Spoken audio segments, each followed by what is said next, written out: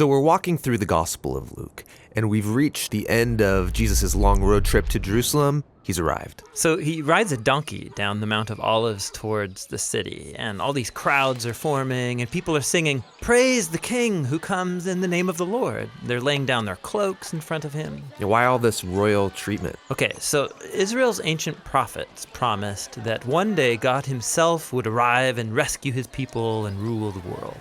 Other times, the prophet spoke about a coming king who would ride into Jerusalem to bring justice and peace. So Jesus is activating all these hopes that he's that king, and everyone's ecstatic. Well, not everybody. The religious leaders, they think Jesus is a threat to their power, and so they're not happy. But even more striking, Jesus himself is distraught. He's actually weeping as he rides. Yeah, why? Well, Jesus can see what is coming. He knows that he won't be accepted as Israel's king, and he knows that Israel will keep going down a destructive path, neglecting the poor, stirring up rebellion against their Roman oppressors, and he knows that it will lead to death.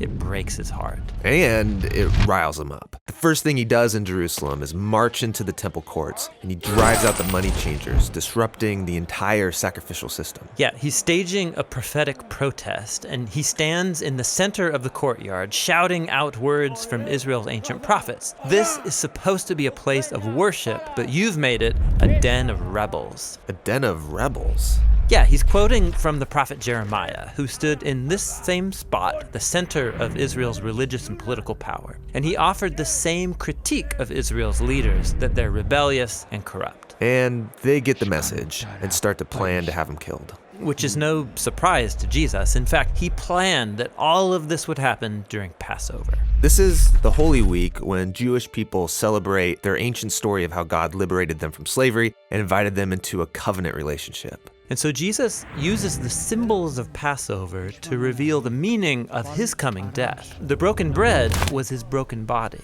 and the wine was his blood that would establish a new covenant relationship between God and Israel. Jesus was going to die for his people and open up a new way forward. After the meal, Jesus takes his disciples to a garden to pray. And he struggles with the very human desire to save his life instead of sacrificing it, but he overcomes this temptation. And it's here where the religious leaders, with the temple guards, find him and arrest him. Now, Jerusalem was being ruled by the Roman Empire, and so the temple leaders couldn't execute Jesus without permission from their Roman governor, a man named Pontius Pilate. And so they make up this charge that Jesus is a rebel king stirring up revolution against the Roman emperor. Pilate asks Jesus, "Are you the king of the Jews?" And Jesus answers, "You say so."